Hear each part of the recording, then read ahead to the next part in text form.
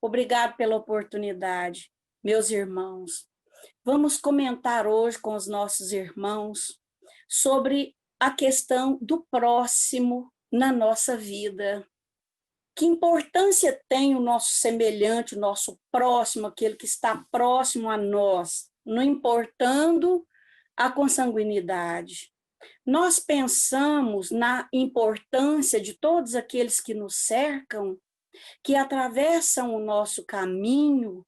Nós precisamos muito de ter um olhar diferente para os nossos irmãos de humanidade, para aqueles que se aproximam de nós, seja na ignorância, sejam com intenção de maldade, não importa, ele é o nosso irmão. Precisamos estar atentos, sim, mas precisamos estar preparados e com uma carga muito grande de sentimento, de amor, vibrando positivo o tempo todo, porque nós vamos estar ligados com o alto. E estando assim, nós teremos condições, capacidade de transferir para esses irmãos mais próximos a nós alguma coisa de boa. Segurança, alegria, otimismo, estímulos à fé. Então, nós precisamos estar preparados. E esse é um trabalho monstro. Essa é uma tarefa bendita e enorme. Talvez a gente ainda nem tenha bem compreendido a expressão do próximo na nossa vida, no dizer do próprio Jesus. Jesus foi um que estava sempre cercado pelos irmãos, de toda ordem, aliás, os necessitados, coxos, cegos, os bisbilhoteiros para vigiar as suas falas e entregar tudo que estavam dizendo as autoridades religiosas da época. Então, Jesus estava cercado pela multidão, uma multidão, parte dela doente, desequilibrada, necessitada de cura, necessitada de direcionamento, necessitada de libertação, porque muitos estavam sob a obsessão, outros famintos, a maioria quase na totalidade, aqueles famintos de justiça, porque naqueles tempos o povo estava extremamente oprimido. E foi nesse momento de grande sofrimento que o Cristo veio. E Jesus, quando estava cercado de uma grande multidão, e sabendo que Jesus calara a boca dos saduceus, um doutor da lei que estava próximo lhe fez a seguinte pergunta: Mestre, qual o maior mandamento da lei? Isso para eu tentar, logicamente. Então Jesus diz aquela frase fenomenal: amarás o Senhor teu Deus de todo o teu coração, de toda a tua alma e de todo o teu entendimento. Eis o primeiro mandamento. E o segundo é semelhante a esse: amar o próximo como a vós mesmos. Nós cantamos, decantamos, falamos, pregamos, mas ainda estamos no labor, no afã de conquistar a capacidade de estar praticando ainda na totalidade esse dispositivo que é amar o próximo, amar o semelhante. Imagine, meus irmãos, quanto trabalho nós damos a Deus, que é o nosso Pai. Quanto trabalho Jesus tem com todos nós neste planeta. Quanto trabalho tem a espiritualidade, as equipes espirituais não param, não cessa o trabalho, é diuturno. Então, nós precisamos reconhecer que aquele doutor da lei que fez essa pergunta para Jesus reconheceu a autoridade do Cristo porque lhe chamou de mestre. Mestre, qual é o maior mandamento da lei? Então, eles reconheciam a autoridade moral do Cristo, a sua sumidade em conhecimentos, mas o orgulho, a ambição, a sede de poder falava mais alto. E todos se deixaram levar pelos sentimentos mesquinhos e conspiraram contra o Mestre Jesus. Mas o tiro saiu pela culatra. Tudo o que o Cristo aqui disse e fez perdurará para todo sempre. Está gravado em nossa mente. E a própria lei de Deus está gravada na nossa consciência. Não há como fugir disso, né? Então, essa máxima, se bem compreendida, entendida, nos faz reconhecer a necessidade de ter um olhar diferenciado, um novo olhar sobre aquele que se aproxima de nós, aquele que está na nossa convivência, nos mais variados locais. Não é assim? E Jesus nos ensinou o grande amor a Deus. Eu vou agora dizer para vocês, eu vou contar para vocês uma história. Essa história ela é conhecida de muitos, se não de todos, mas eu quero recordá-la com os nossos irmãos. Uma fábula, né? É a história da ratoeira. Muito bem, a história da ratoeira. Um rato, olhando pelo buraco da parede, ele vê o fazendeiro e a esposa abrindo um pacote lá na cozinha. E ele quase morreu de curiosidade e felicidade, porque ele se perguntava que tipo de comida estaria chegando ali. Mas ele ficou aterrorizado, meus irmãos, quando ele descobriu que o que tinha dentro daquela caixa não era comida, mas era sim uma ratoeira. E ele saiu numa correria desenfreada para o quintal, avisando seus companheiros, os outros animais, do perigo, do risco que a ratoeira representava lá, segundo o seu modo de entendimento.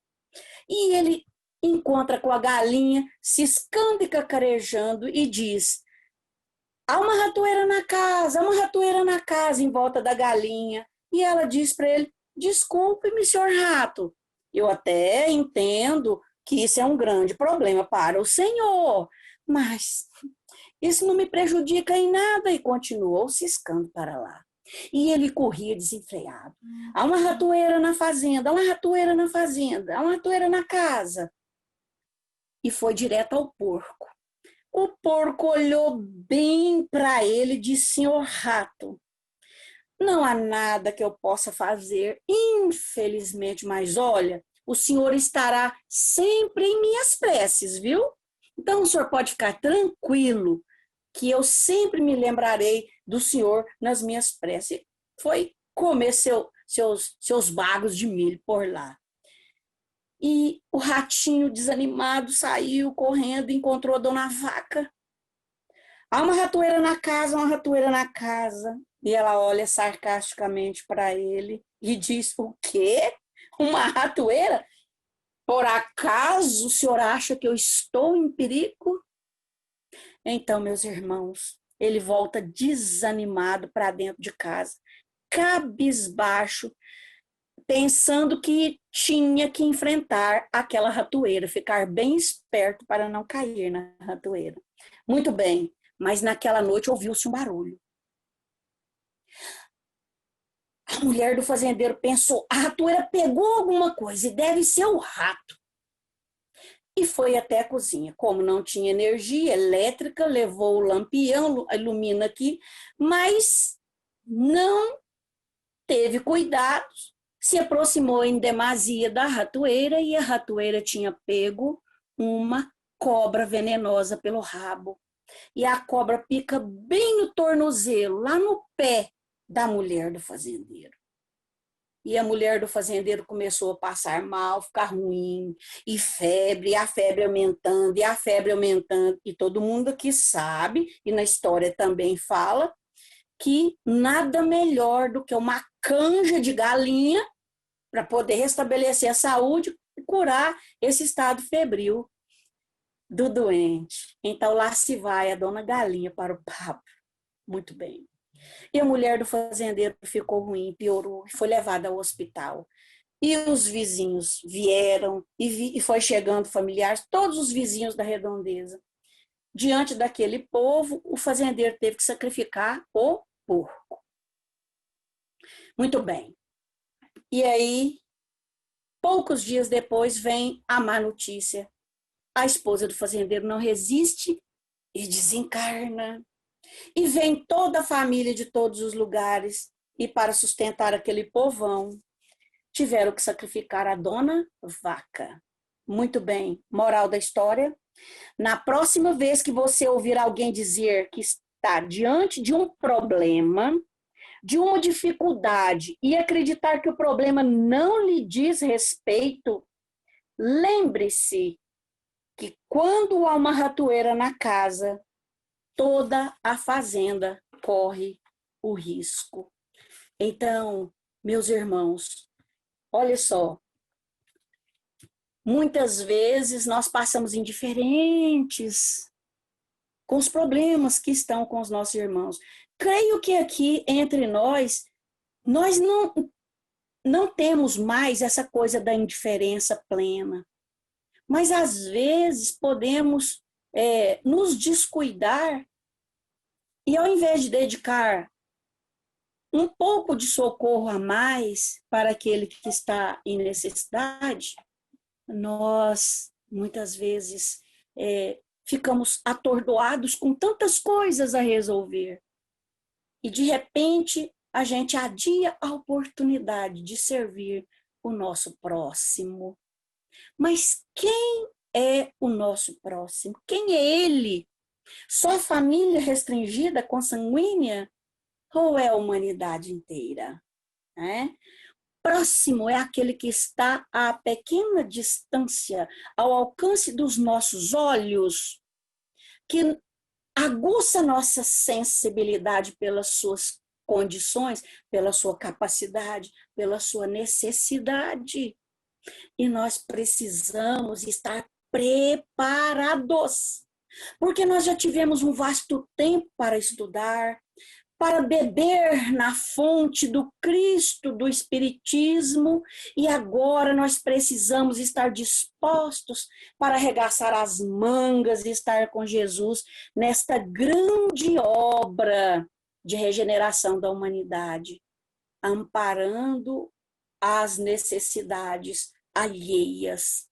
E o próximo, ele divide espaços de convivências conosco, das mais variadas formas, na casa espírita, no local onde trabalhamos, no bairro, na comunidade em que nós moramos, onde nós convivemos com outras pessoas, no convívio mais social, no lazer.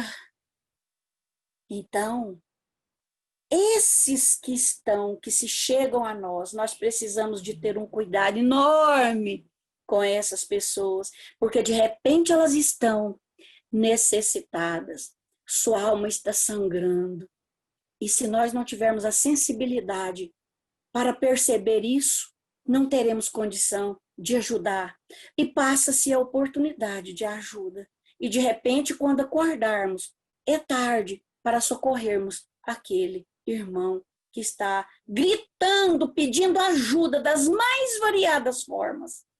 Mas nós não conseguimos entender a sua mensagem, o seu pedido de socorro. Pois é, o mandamento segundo, que é amar o próximo como a nós mesmos, menos fácil de fazer. essa convivência. Segundo o Emmanuel, viver com o outro é fácil.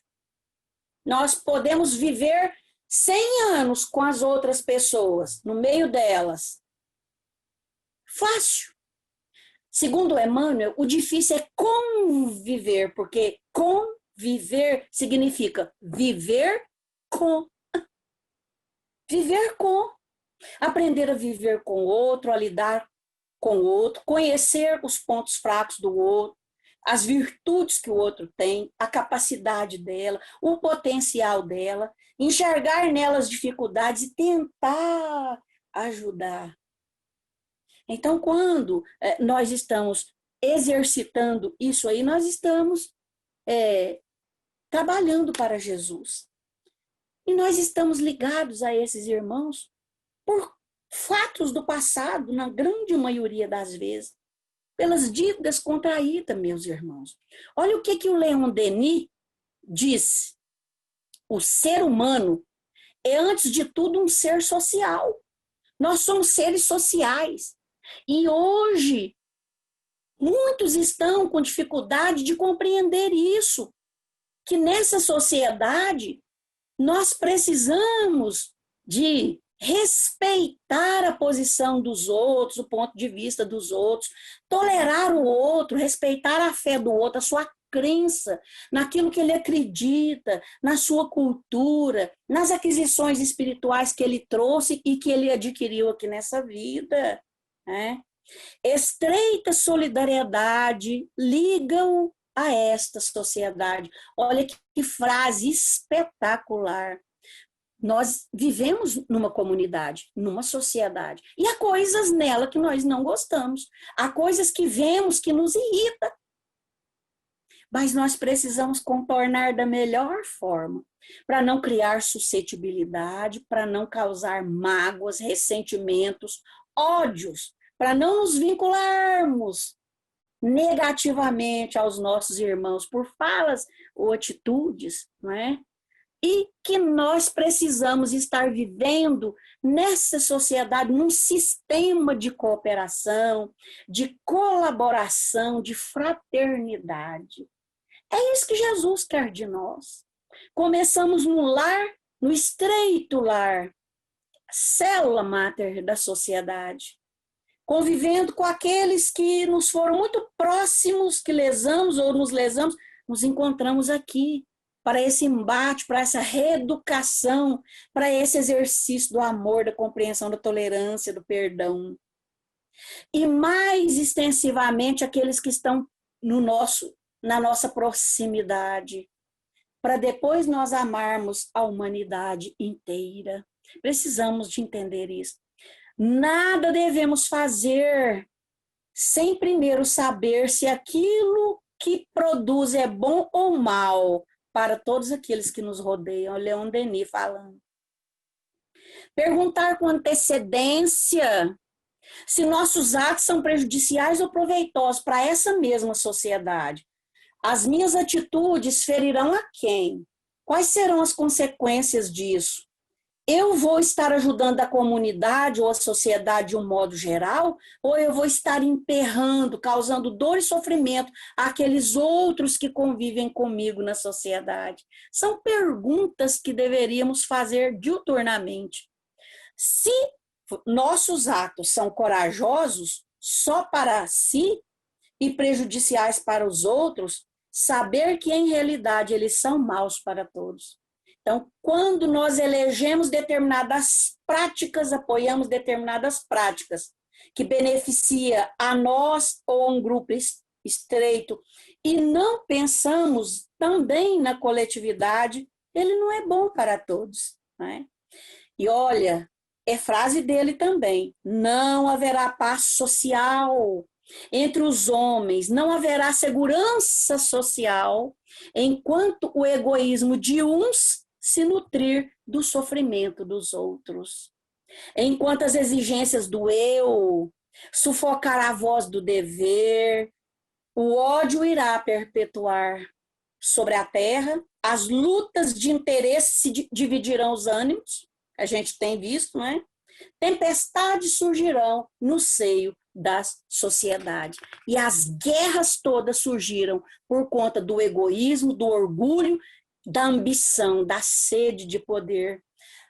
Por as criaturas não pensarem no todo, no coletivo, e não querer partilhar, compartilhar com as pessoas que estão sob a sua responsabilidade no seu entorno. Muito bem. Lá no Evangelho segundo o Espiritismo, o Fenelon diz o seguinte: amai-vos e vereis a terra em breve transformada num paraíso, onde as almas dos justos virão repousar. Meus irmãos, nós estamos tão sedentos de paz, não é? De amor, de ser respeitado, de ser amado. Nós estamos sentindo muito essa falta e esse isolamento está fazendo-nos sentir cada vez mais isso. Pois é, a paz e o amor devem ser as bases da conduta nossa, da nossa conduta, da conduta humana, do ser colocado em sociedade. O Carlos leu aí agora, divinamente explicou sobre a questão do egoísmo. Olha só, a grande chaga da humanidade que o Evangelho fala, monstro devorador de todas as inteligências, filho do orgulho, causador de todas as misérias do mundo, negação completa da caridade, o maior obstáculo à felicidade dos homens. E o orgulho, então, é um sentimento egoísta, excesso de amor próprio, arrogância, soberba que nos leva à ambição e nos cega, fazendo do outro, do nosso próximo, um trampolim para nos lançar adiante na conquista dos nossos interesses pessoais. O Emmanuel diz que o próximo, ele é a nossa ponte de ligação para com Deus e não um trampolim. Né? Então, nós precisamos pensar nisso. A doutrina, essa doutrina de amor que nós bebemos nela há tanto tempo, nessa fonte bendita, nós aprendemos nela, né, que a fé e a caridade, elas são as virtudes básicas para o fim das misérias humanas. Crer na imortalidade da alma, crer no futuro, num futuro brilhante de paz e de amor, baseados no que estamos fazendo agora para conosco e para todos que estão nesse entorno, para todos aqueles que estão no nosso convívio social. E a caridade sem fé não basta para manter entre os homens uma ordem social, né? Capaz de tornar os homens felizes. Não, de forma alguma. É necessário que nós nos unamos para ajudar uns aos outros. Porque aquilo que eu faço para ajudar o outro vai tocar mais profundamente na sua alma, vai mobilizar os esforços dele, vai estimulá-lo a estar sempre melhor. E as más atitudes para com ele vai também desencadear nele o que de pior ele tem e que deveria ser substituído pelas virtudes que há nele também. Então, o Livro dos Espíritos, na questão 783, o Kardec faz uma pergunta lá sobre o aperfeiçoamento da humanidade. Então, ele pergunta: o aperfeiçoamento da humanidade segue sempre uma marcha progressiva e lenta? Aí, olha a resposta dos espíritos, meus irmãos. Há progresso regular e lento, que resulta da força das coisas. Mas olha só o restante da explicação. Mas, porém, contudo, todavia, entretanto, não obstante, quando o povo não avança, é rebelde, é renitente, o que acontece? Deus lhe suscita de tempos em tempos um abalo físico ou então moral que vem transformá-lo. A dor é uma bênção que Deus envia aos seus eleitos. Nós repudiamos isso, não é? Detestamos a dor, não gostamos da dor. Ela nos incomoda. Mas quando nós estivermos em dor, seja ela qual, moral ou física, perguntemos a nós mesmos qual a mensagem que esta dor está me passando. Qual que é o recado que eu preciso? Que reflexão eu preciso tirar desses momentos de dor? Quais as lições? Nós vamos estar amadurecendo com todas essas coisas aí. Meus irmãos, o Kardec faz um comentário abaixo dessa questão aí, 783, quando ele diz assim: o homem não pode ficar perpetuamente na ignorância, a gente sabe, porque deve atingir o fim marcado pela providência. O fim marcado pela providência é esse que foi falado aí na introdução do Livro dos Espíritos. É espiritualização, é o aperfeiçoamento, evolução, né? Ele se esclarece pela força das coisas. Nós vamos nos esclarecendo, aprendendo, desenvolvendo sentimentos, habilidades, conhecimento pela força das coisas.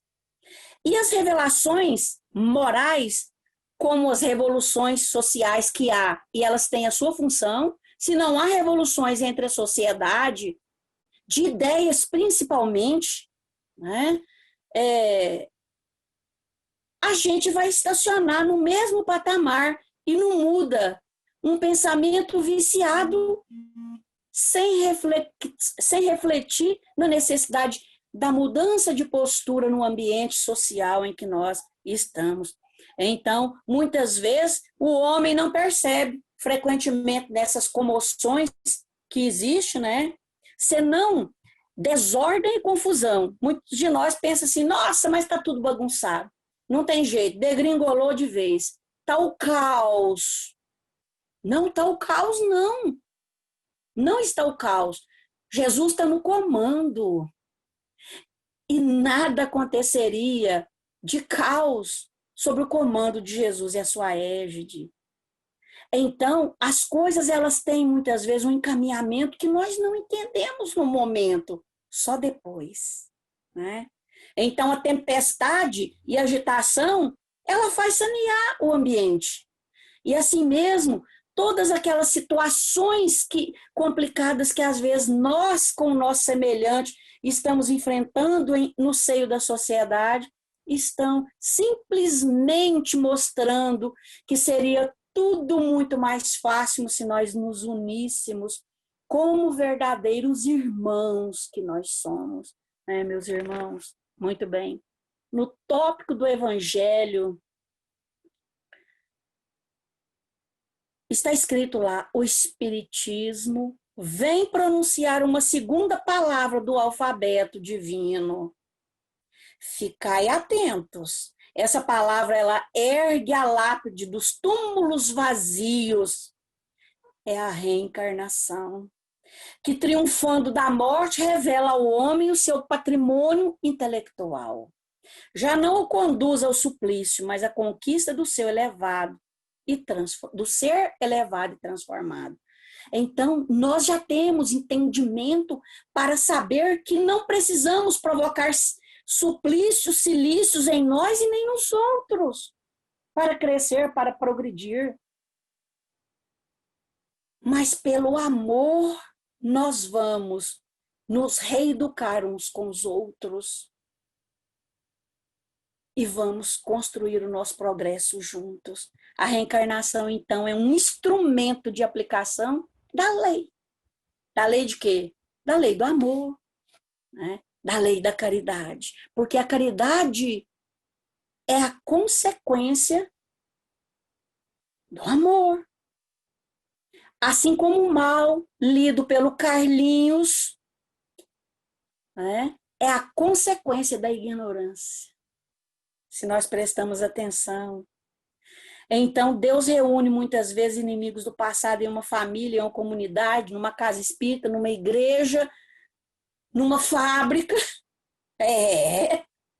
né? Justamente para essa lapidação. E o interessante é que a gente quer lapidar o outro, né?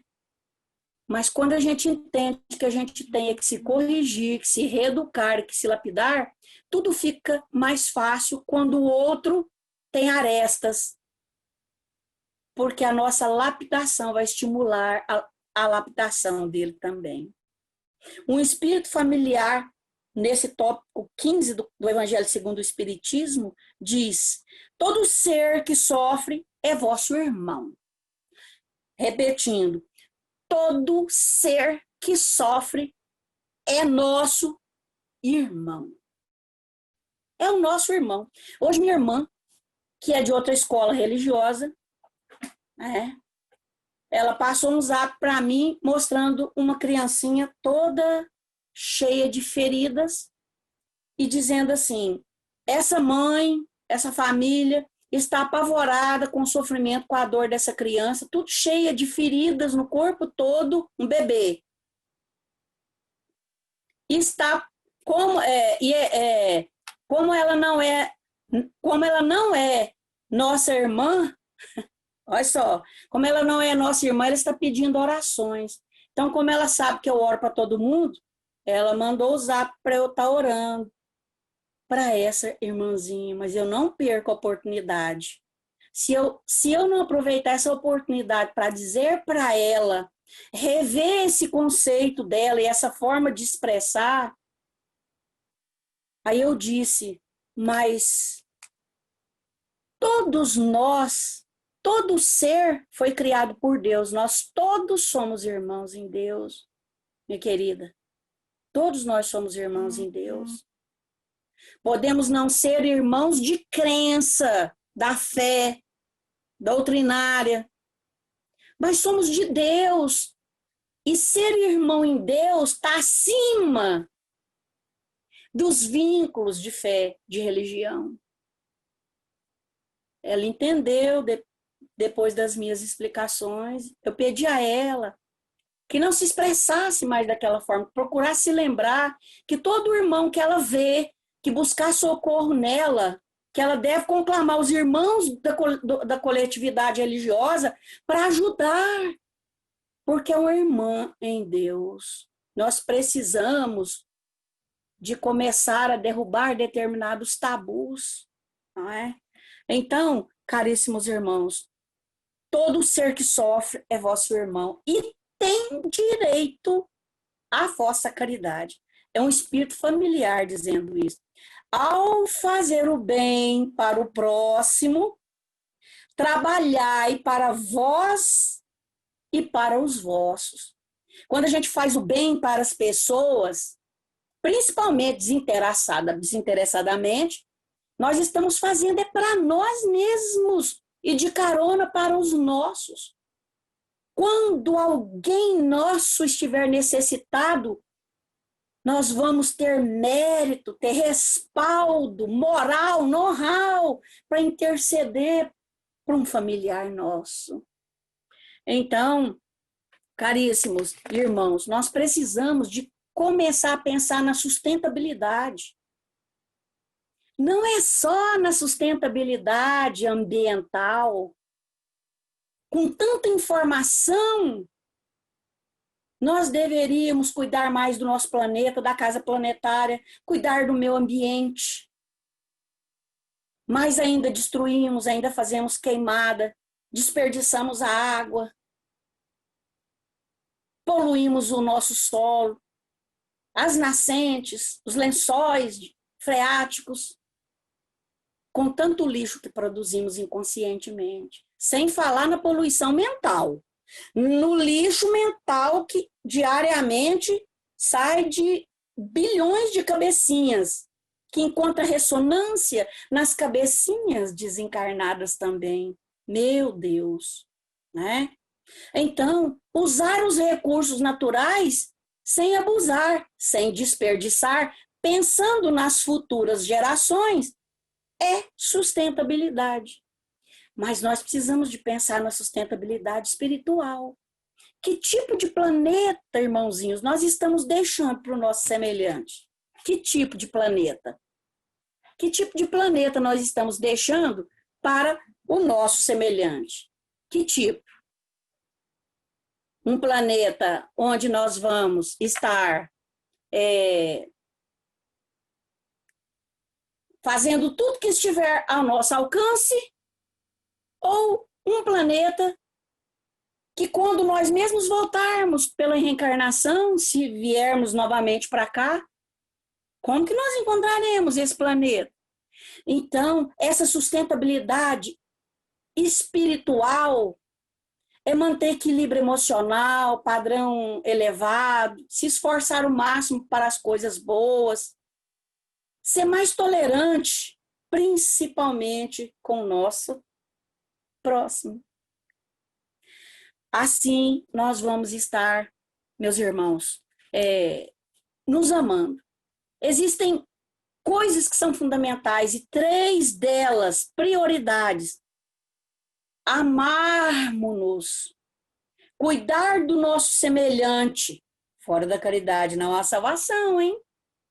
E cuidar da casa planetária, que é semelhante àqueles outros 3, né? Super, ultra, mega, como a juventude fala, importante. Amar a Deus acima de todas as coisas, amar o próximo e amar a si mesmo. Olha só, né? Nós somos usufrutuários, segundo o Emmanuel, nada é nosso. Nós somos usufrutuários de tudo, dos recursos naturais, dos favores, da tolerância, do perdão, do entendimento, do carinho, do respeito, de tudo das outras pessoas. Qual a nossa contribuição para isso? Pois é. E a Joana de Ângeles, eu achei, meus irmãos, uma mensagem da Joana da Joana de Ângeles, que eu não sei se os irmãos conhecem essa mensagem. Ela chama Caridade Difícil.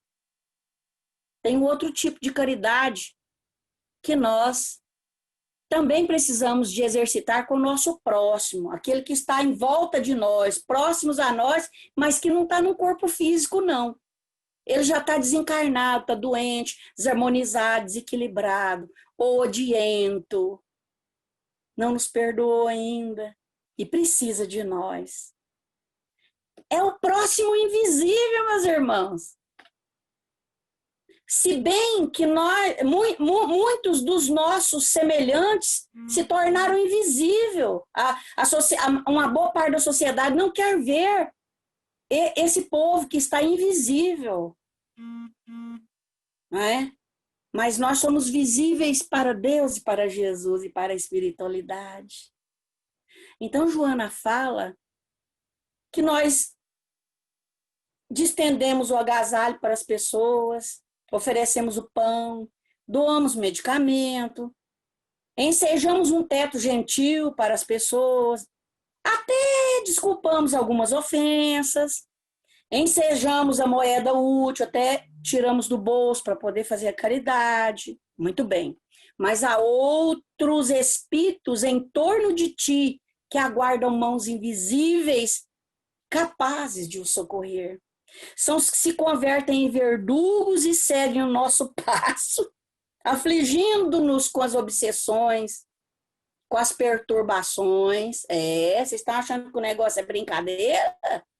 O negócio não é brincadeira, não. Vai perguntar aos médiuns de corporação sem as reuniões mediúnicas. Se não lascar no trabalho mesmo para valer, e olhe lá, trabalhando o tempo todo aí, estudando e orando e fazendo culto e não sei o que lá mais, tá difícil ainda, imagina. Alguns desses dormem hipnotizados, outros desconhecem até o país em que se encontram. Os que estão em perturbação no mundo espiritual, imagina a quantidade de gente desencarnando, chegando de lá sem saber o que está acontecendo, sem entender direito. Meus irmãos, quanta dificuldade. Diversos choram sedentos, desabrigados, friorentos, enfermos. São os náufragos da vida física que a morte recolheu. São também nossos próximos. alimentam-se da nossa atmosfera. Os desencarnados se alimentam da nossa atmosfera emocional, espiritual o tempo todo. O tempo todo. Que tipo de alimento que nós estamos oferecendo a eles? Que padrão vibratório de pensamento nós estamos tendo diariamente?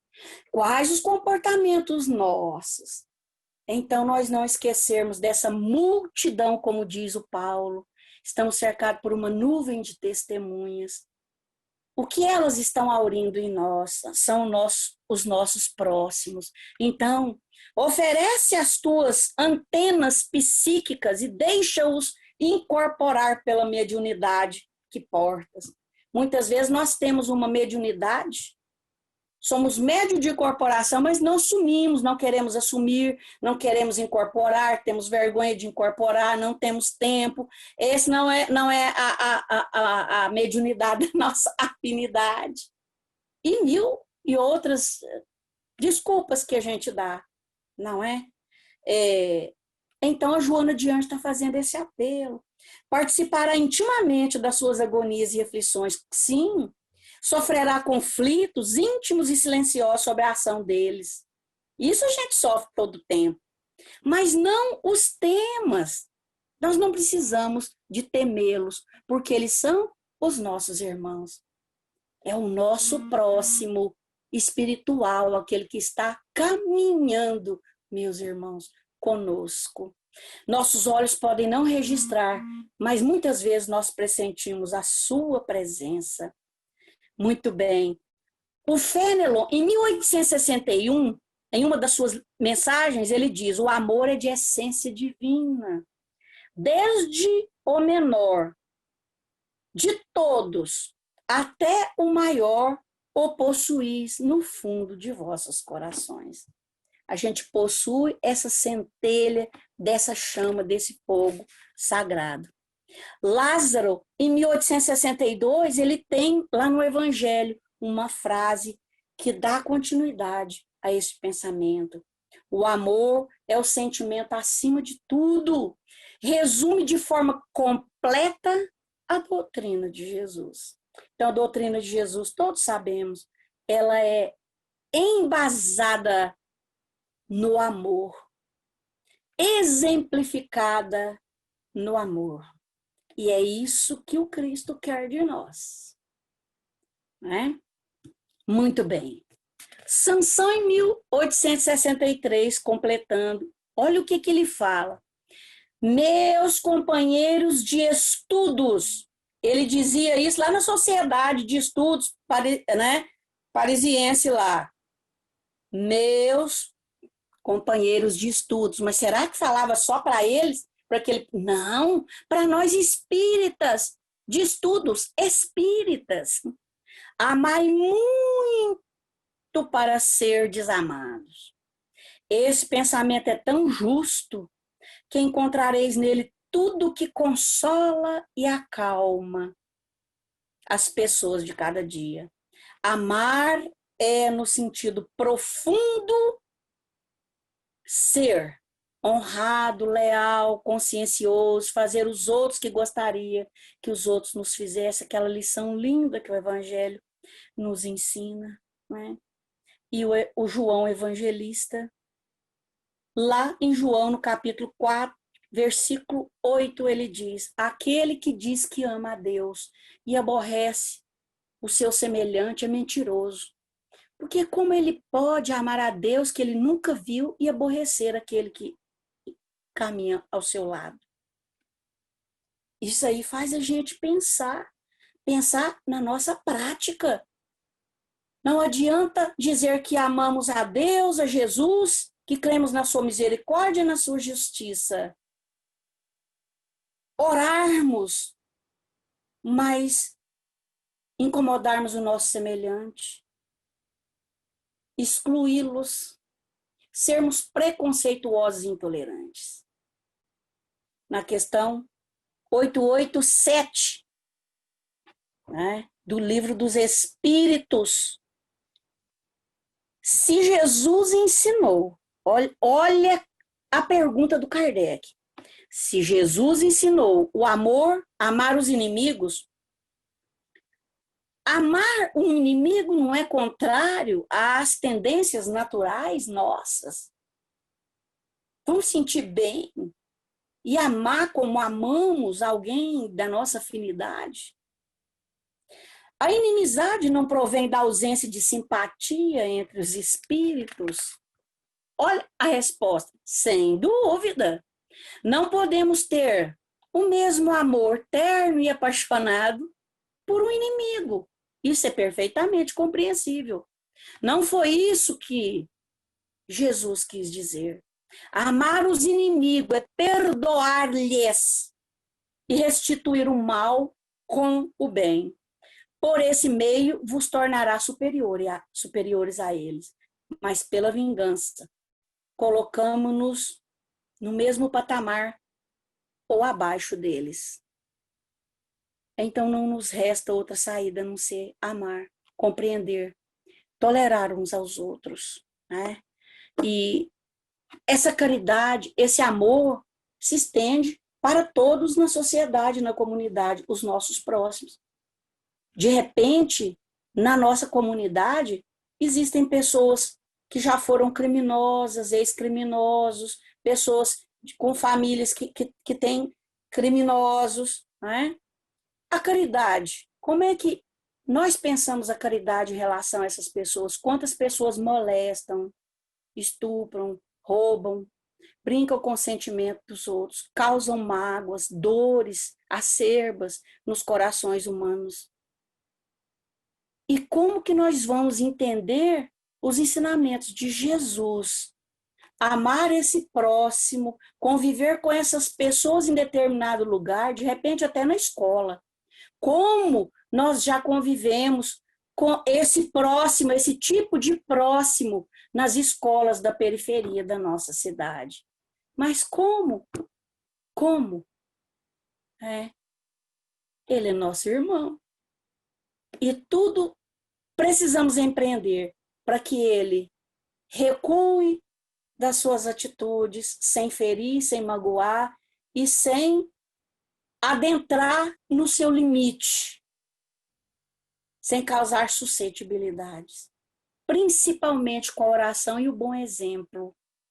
Porque se a nossa fala ela pode convencer, o exemplo ele é capaz de mexer lá na profundeza do indivíduo, ela é capaz de mobilizar os sentimentos de todas as criaturas.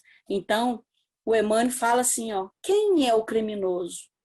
Aí o Chico pergunta para o Emmanuel, quem é o criminoso? E o Emmanuel diz assim, ó, qualquer um de nós que foi descoberto. Eu não quero nem saber do que tem na minha ficha.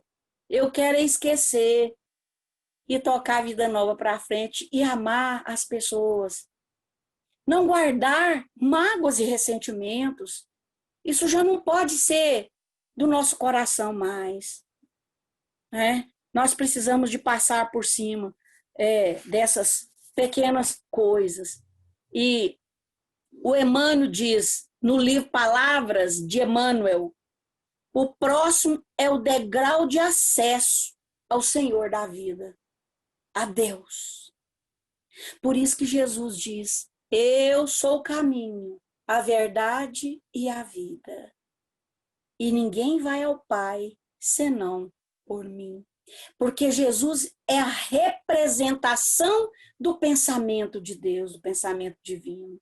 Ele é o representante escolhido, aquele que mais assimilou, interpretou, compreendeu a vontade de Deus e por isso está na condução da nossa evolução aqui na Terra, caríssimos irmãos. Então nós precisamos ser bacanas e gentis com os nossos irmãos.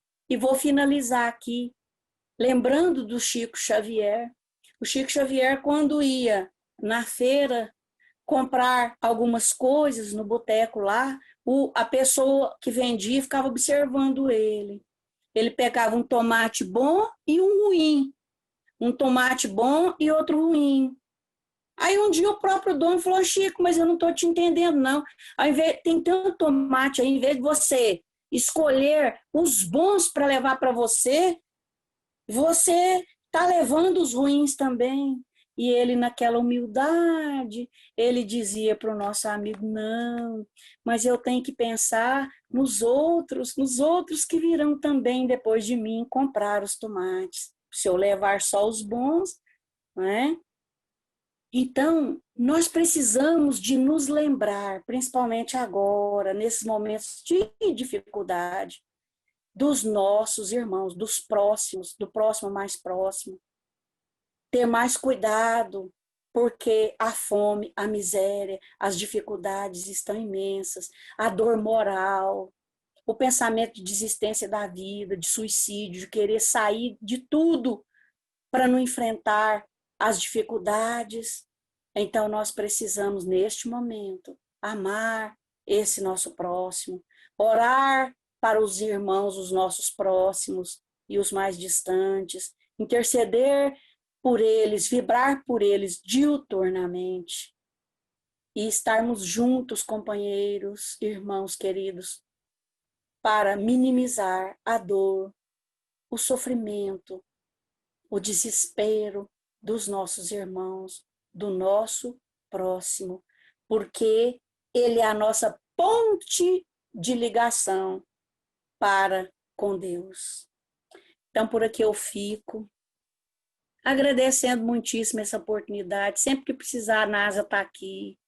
Deus abençoe muitíssimo todos vocês, companheiros dessa casa tão abençoada, que tantos anos me acolheu, me abrigou, me educou, me orientou e me oportunizou. Eu sou extremamente, profundamente grata a esta casa, a todos os companheiros encarnados, a equipe espiritual desta casa, por tudo que eu tenho recebido nesses anos todos. E eu não tenho outra forma de pagamento, por enquanto, a não ser amar vocês, orar por vocês, desejar todo o bem por vocês e vocês disporem de mim para algum trabalho, se eu puder atender. Então, queridos, fiquem na santa paz de Deus. Deus os abençoe muitíssimo. Fiquem com Deus. Um grande abraço e um beijo no coração de todos. Dona Pascoalina, a Vera, o Oswaldo com a família, todos os outros irmãos que colocaram pedidos de prece para os irmãos que estavam doentes, enfermos. Pode ter certeza que quando eu vejo, eu corro no meu caderno, porque eu tenho um caderninho de vibração. Nós fazemos um culto diariamente, eu e o Joaquim fazemos vibrações nominal para as pessoas, para os irmãos, para os companheiros todos. E rogo que orem por mim também, pela minha família, principalmente para minha filha Júlia Arantes Negreto, tá? Que precisa muito da oração e da vibração de todos, por estar passando por momentos difíceis, transtorno de borderline, e tem momentos de desistência da vida, tentativas mesmo de suicídio. E hoje eu aproveito a presença de todos para pedir que insiram o nome dela aí no seu caderno de oração e também no seu coração. Que Deus abençoe a todos. Carlinhos, muito obrigado. Um beijo, amigão. Boa noite, Naré, minha querida amiga. Boa noite a todos vocês que estiveram conosco aqui nesse instante, participando dessa palestra muito boa, maravilhosa, Nazaré. Foi assim, de muito amor, né? Muita transmissão de ensinamentos, de sustentação para todos nós. Jesus te abençoe, abençoe todo que crê, abençoe amigos, irmãs, as famílias que são apresentadas na nossa casa, que todos possam receber nesse instante a paz de Jesus. Vamos fechar nossos olhos, agradecer a Deus, a Jesus. A espiritualidade amiga está sempre presente conosco, nos protegendo, nos iluminando, orientando. nesse instante tão difícil da humanidade. Pai nosso que estais nos céus, santificado seja o vosso nome. Venha a nós o vosso reino, e seja feita a vossa vontade, Pai, assim na terra como nos céus. O nosso de cada dia, dai-nos hoje, Senhor. Perdoa, Pai, as nossas ofensas, assim como nós perdoamos a quem nos tem ofendido. Não nos deixe cair em tentações, mas livrai-nos da prática do erro e do mal. Que Jesus esteja com todos, hoje e sempre. Que a Jesus no coração de cada um de nós. Que assim seja uma boa. Fique conosco. Obrigada